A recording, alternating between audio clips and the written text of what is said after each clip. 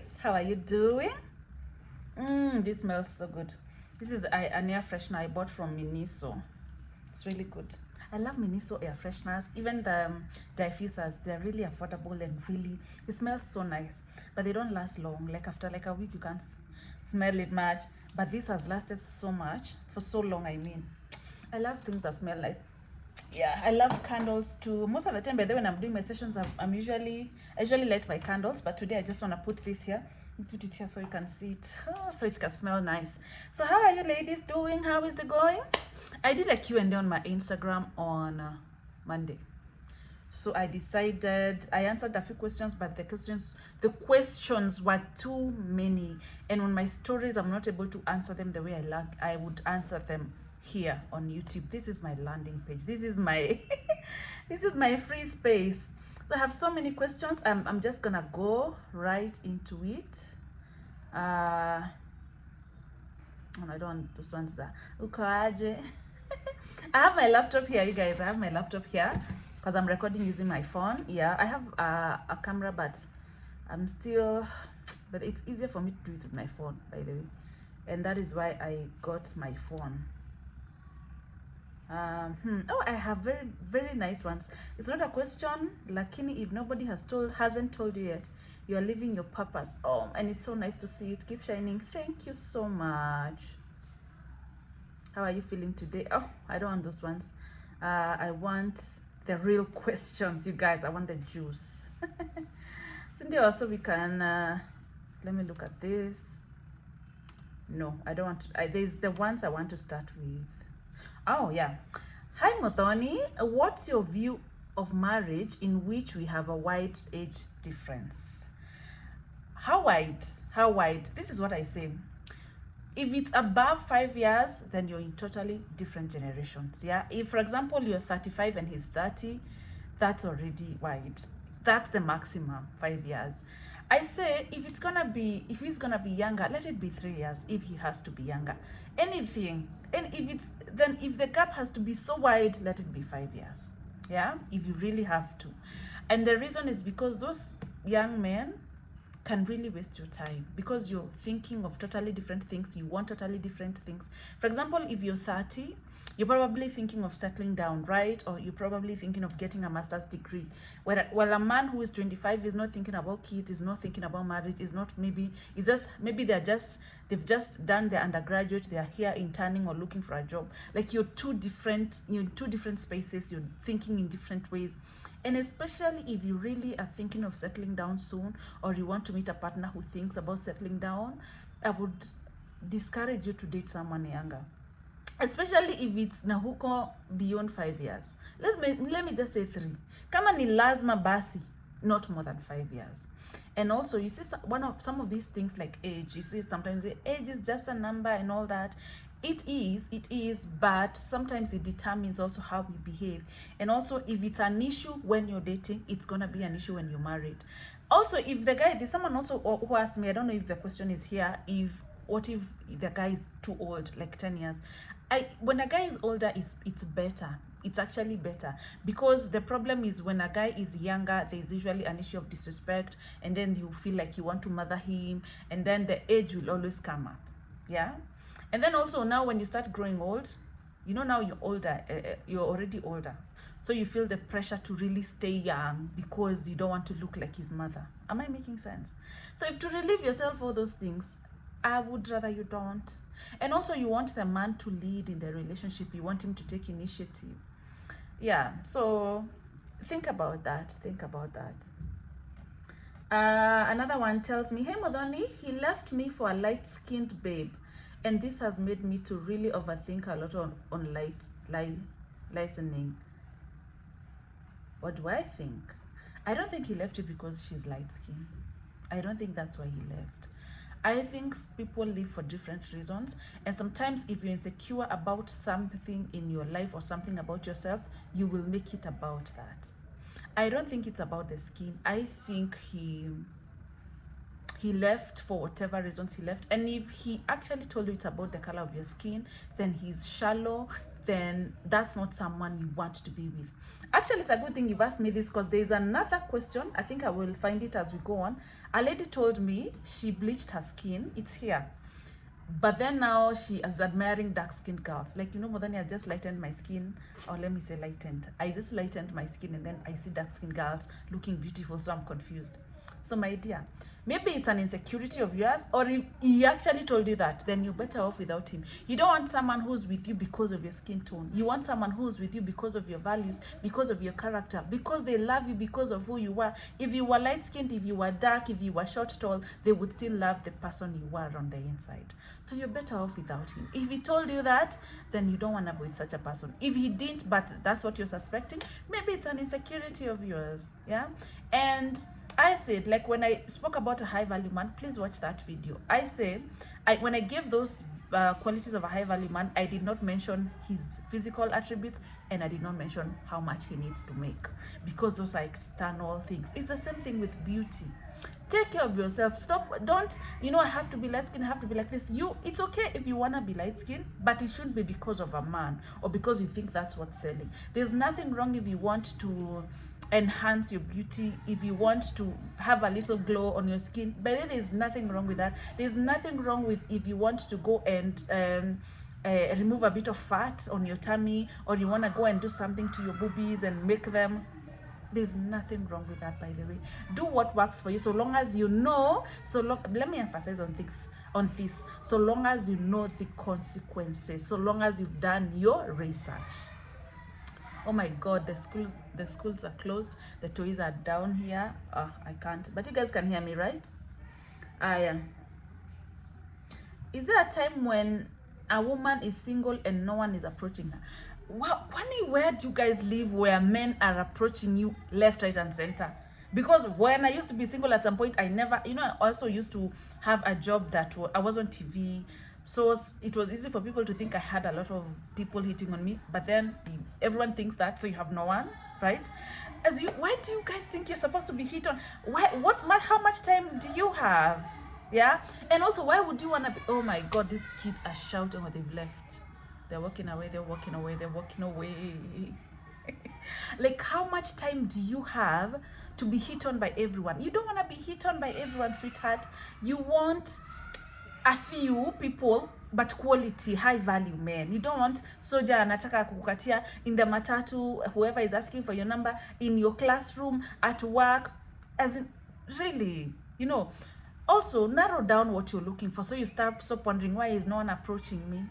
What are you looking for? What do you want? You're not for everyone. You're not everyone's cup of tea. And I actually really like that. Yeah. You want to be approached by men who want more, who are serious, or who are high value.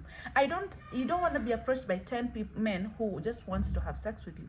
You want to be approached by maybe 3 or 4 who actually ask important question, who asks you about kids, about marriage, who wants to know where you are brought up, what are your values. Like, you want deep things. So it's not just about being approached. The question is being approached by who? Yeah. Okay. Also, put yourself out here. Go for movies, go for concerts, take yourself for dinner, go for a night out, go dancing, go for Mukiri. Can you live your life? Put yourself out here, yeah? But no, you're not for everyone. You don't want everyone. You just want specific people. Now, how did you know that your husband was the one? That's a good question. The one you would get married to. I actually knew on the first date. So when he said he wanted to take me on a date, I was like, he looks really good. So he's one of those where I thought, oh, atakuwa serious kweli. But then I was like, you know what, let me just go for a date. So when we went on that, I knew whether you should do this. When you're going on a date as a single lady, don't start going thinking, now this might be my husband. Just go there to have a good time and good conversations and to have fun. Don't go there like, now huyu ni bwana yangu, sasa huyu anaweza kuwa bwana yangu. Go there and flow with the conversation, laugh, have a good time, pick a story. Actually, that's how I went to my date, our first date. And he started asking me about marriage. He was like, so what do you think about marriage? And I was like, oh, this one is direct. So I told him, he asked me, do you have pressure to get married? And I remember I told him, no, I don't have pressure from myself, but of course there's pressure from around everyone. But I'm gonna get married when I find someone who's really amazing. I'm gonna get married when I find someone who is what I want.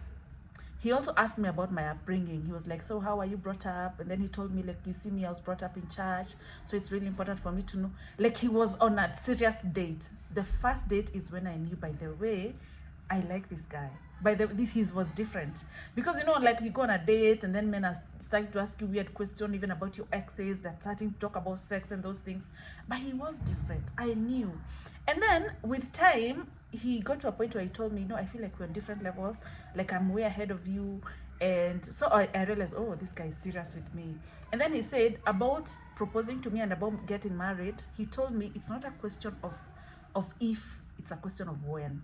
You know, he told me, by the way, you're mine.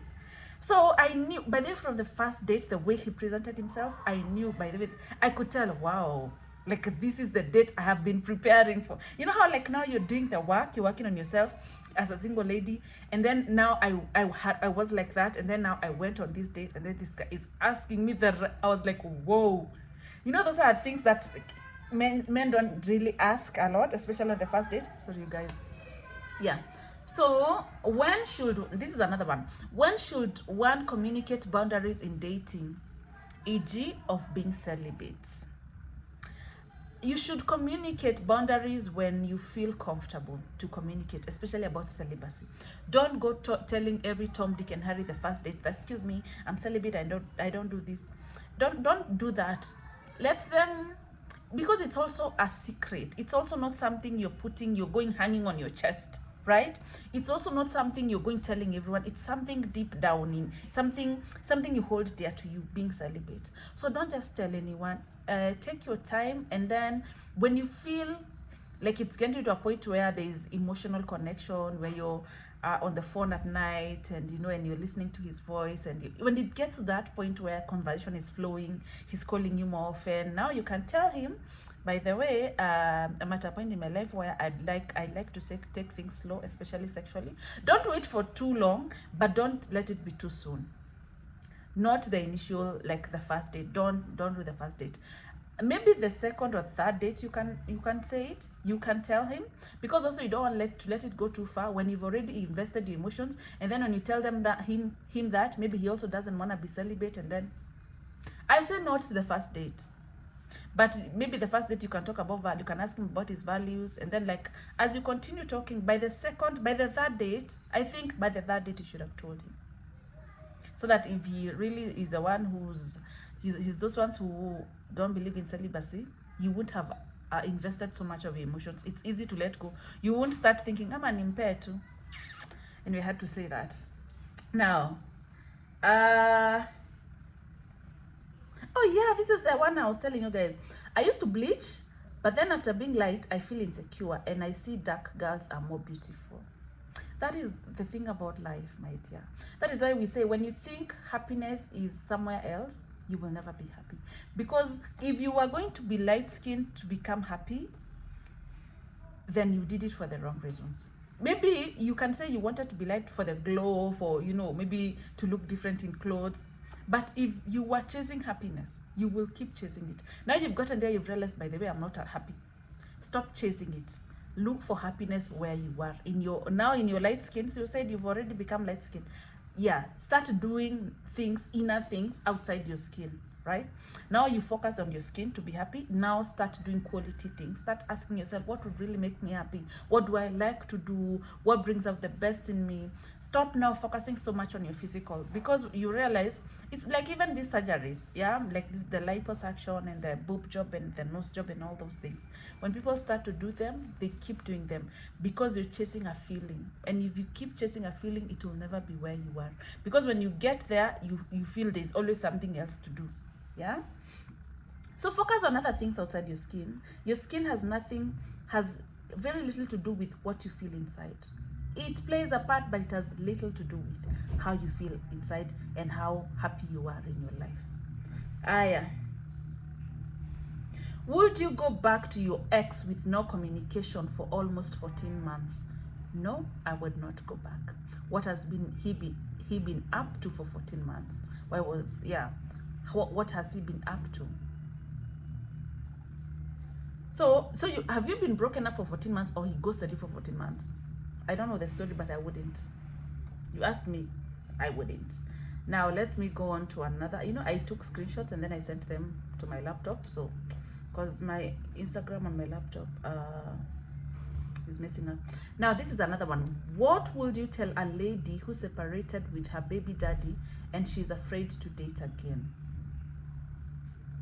What does baby daddy have to do with? Okay, I'm trying to understand your question. What would you tell a lady who separated by that she's why is she afraid? Because there's a baby daddy, or because there's a child? Because telling me, I'm a single mom, I'm trying to date again, is different from I have a baby daddy, I'm scared to date again.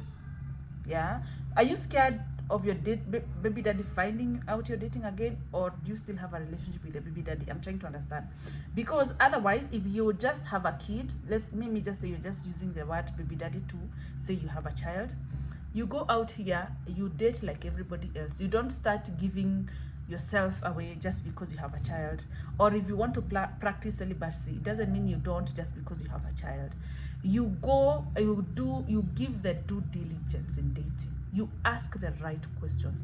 And most for you, it's important for you to be able to be with someone who, even if they don't have a child, someone who believes in kids, someone who would want to have kids, someone who's also a provider. You also don't want to be a single lady dating someone who, even if it's in your kid's birthday, they wouldn't even bring anything, right?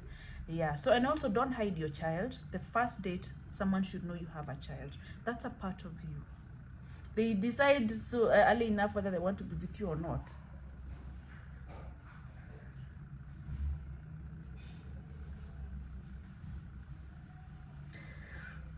Yeah. How can someone decenter money from their lives to actually see men beyond money? So all you see when you look at a man is money. You just want money. Make money. Make money. The money you think they're gonna give you, make it.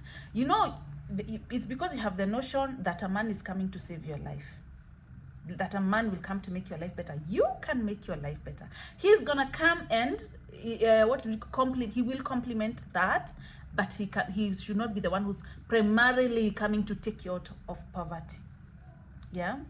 I say, we spoke about high value money. I didn't mention money, but I also said one of the characteristics of a high value man is masculinity. Masculinity is his ability to provide for his woman, to provide and protect. If he's providing, it means he has something. There are men who have money, but they're very stingy. And by the way, when you chase money, they can sense it. When you chase just the shiny things, you end up with a man who will use you. You end up with a man who will lie to you, he has money and he doesn't.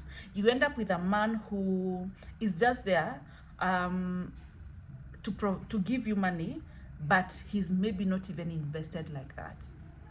Yeah, you can make money.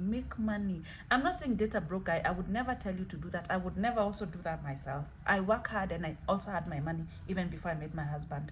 But at the same time, don't expect a man is your ticket out of trouble, because then you give away so much of your power. You have to lower your standards so much to be with someone just because they have money. Yeah, whatever you're thinking they're gonna come to do for you, buy you a car, you can buy yourself a car. What is it you think they're gonna come to do? Take you for dinners? Can you take for you? Actually, what's your name? Let me not say your name, because these questions are usually private. Yes, give yourself the life you think is gonna come to give you, such that when you start dating, you focus more on deeper things outside money.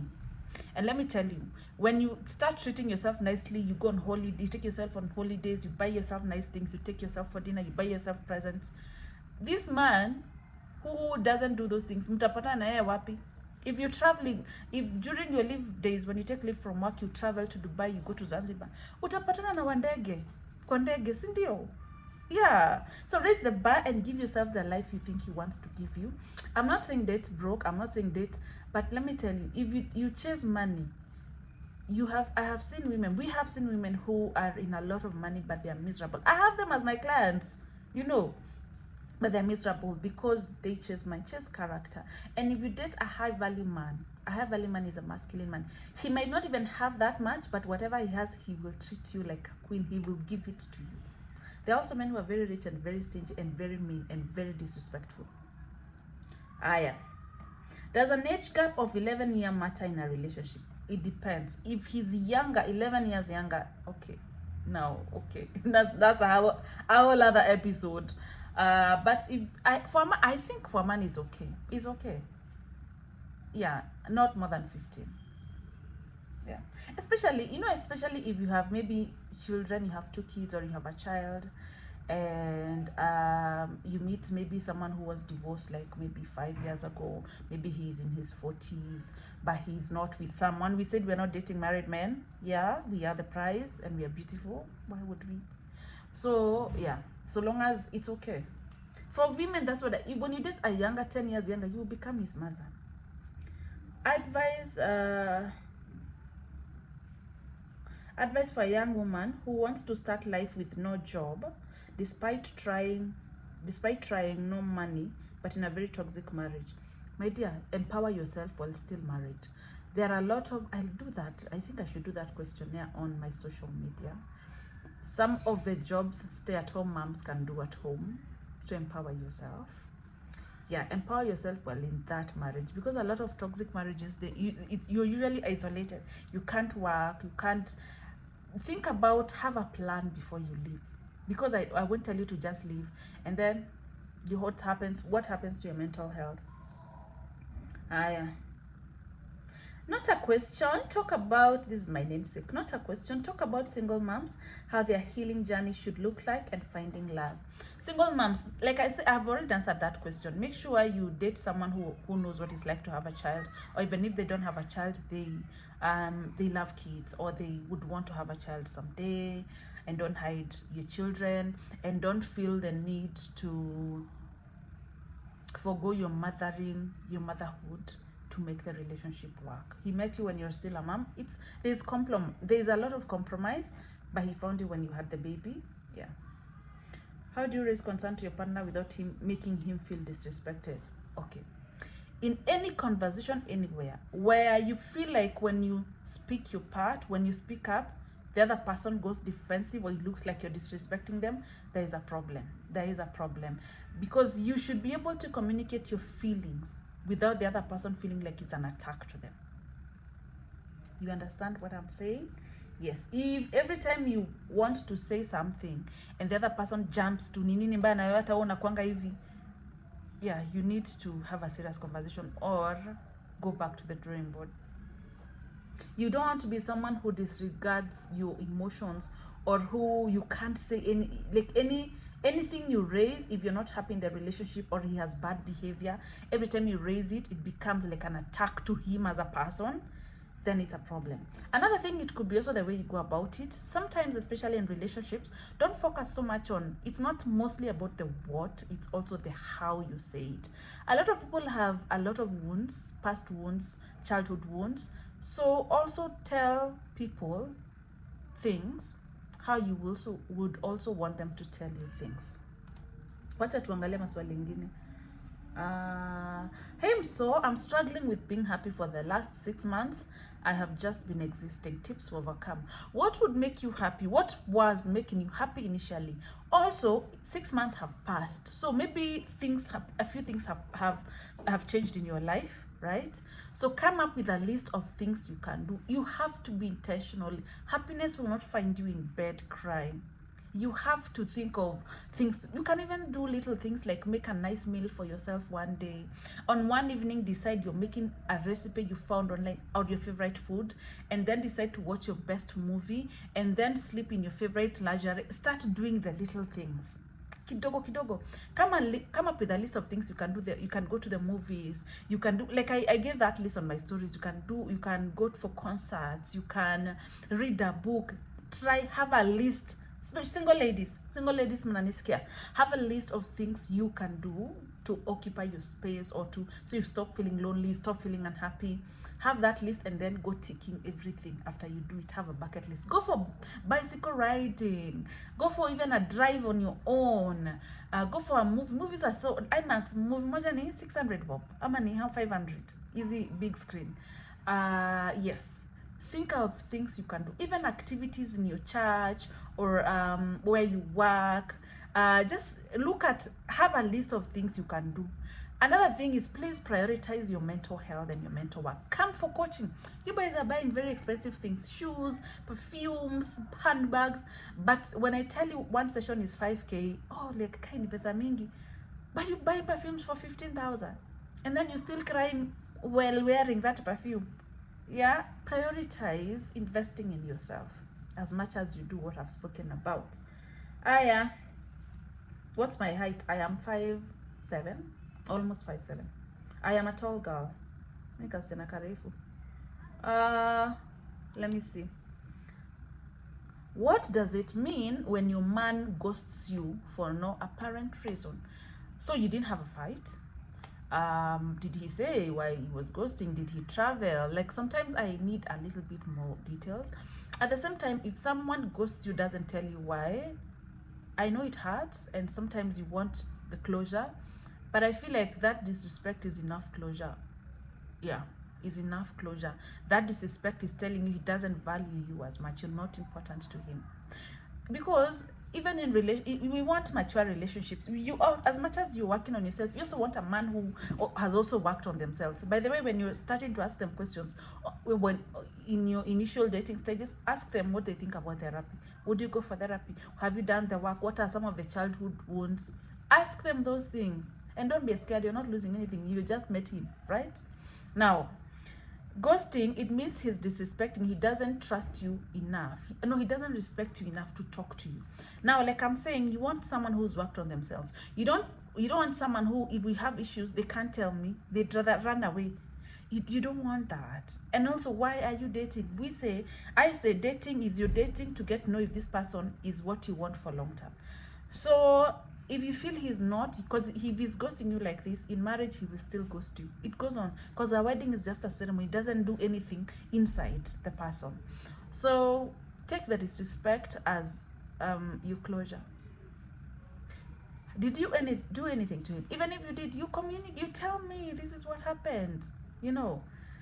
I'm sorry, but if he ghosts you and goes away, what are you supposed to do? Run after him? You can ask him, but if you ask him and he still goes quiet, also go quiet and move on. Just do your healing journey quietly and move on.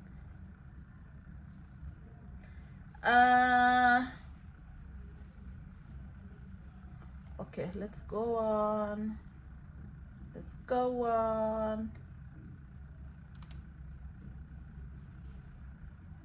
Aya, nilikuwa hapa. How was your life at 24? What was going on? What should I know? What do you wish you knew? Should I feel behind? Why should you feel behind? Because you're 24 years old. I'm not getting you. But I said you only feel behind when you compare yourself to other people. That's the only time you feel behind.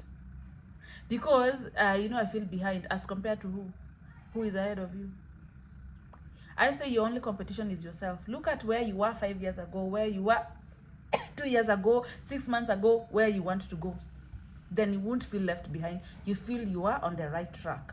Now, how was life at my 24? At 24, my life was chaotic, by the way. Chaotic, crazy, chaotic.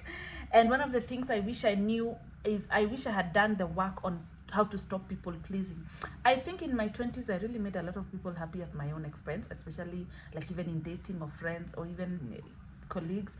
I was really out there trying to make people like me so much. I was willing to do anything. That is probably one area I'd want to work on. I would have wanted to work on by then. Yeah. Hi Muthoni, what advice would you have given to your younger self, especially at the age of 23? I've said people pleasing. Yeah, let's look at another one. I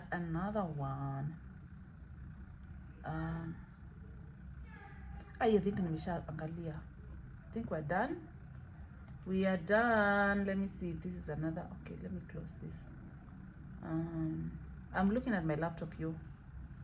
Yeah, let's see. What can be the cause of so much tears? Could it be I'm hurt? If I think about something, I cry. It could be you're not okay. And we say depression is a state of sadness for more than 2 weeks. If you're more sad, if you're sad, I want to say you're crying more, you're frustrated more, you're feeling so bad more, over a period of 2 weeks, maybe it's been a month, you need to seek help. Yeah, seek help. But if it's the kawaida, even me, sometimes I cry, and sometimes I just want to go in the shower and cry. But the crying in the shower is so therapeutic. Sometimes I just want to be like, I just want to be like, oh, and I cry because it's a form of release. You know, I teach you guys about vulnerability. I don't come crying here on social media, right? I don't go crying in board meetings when I'm having my, my meetings. I cry in my alone time. And when I leave that space, I am as good as new. It's a form of release. It's okay to cry. It's okay to be vulnerable.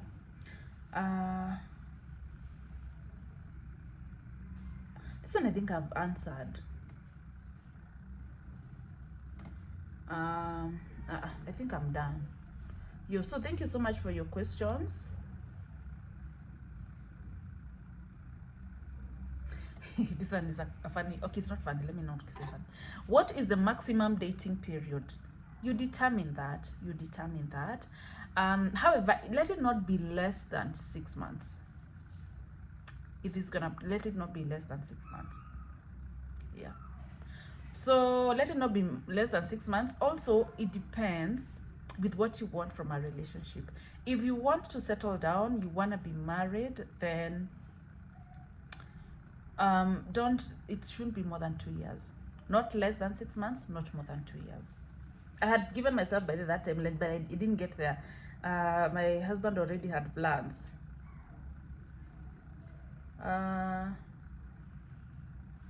As a lady, is it okay to ask how the other person feels about their relationship? Is silence part of narcissistic behavior? It's okay to, if you're already in a relationship, what is okay to ask is, what are we? Those things, I say don't ask those things. But if you're already in a relationship, but then you feel like things are not, you can ask them, hey, is everything okay? Yeah, are you happy? Like, are we happy? Like, it's okay. So you stop feeling crazy. Is silence part of a narcissistic behavior? Yes, they will ghost you. They do. It's part of it. Hey, is it possible to be in a romantic relationship without being intimate?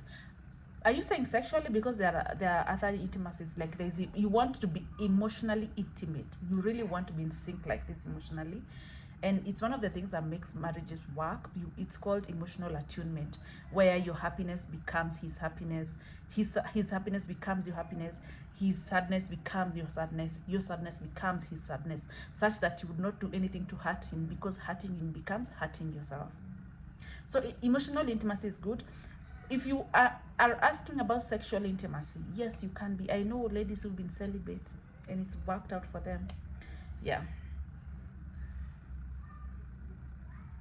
I think, let me see if I have one more slide. I have had this one I had answered. Okay, this one I had answered. Do you mind?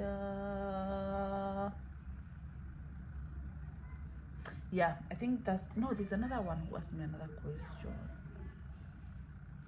I'm forgetting about dating and relationships. No, she said she's struggling to date. You can struggle to date if you don't know what you're looking for. I struggled at some point. You struggle to date if you're not sure what you're looking for, if you don't know what you want in a relationship. You really, now, before you know what you want, you have to know who you are.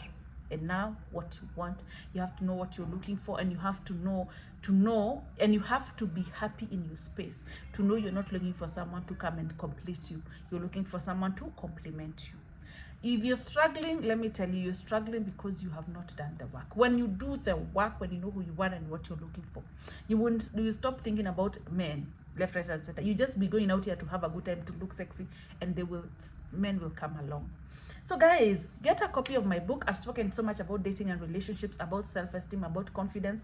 I can sense a lot of those issues here in your questions.